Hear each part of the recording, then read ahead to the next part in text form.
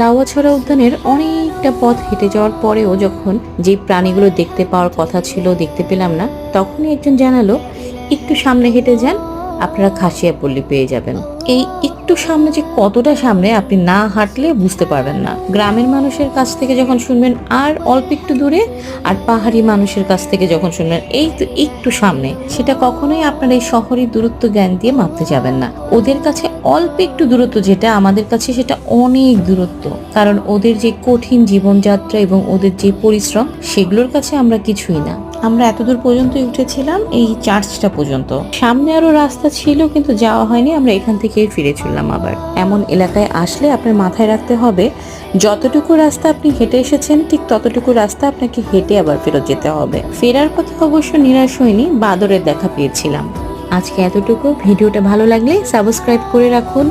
আবার দেখা হবে। টাটা।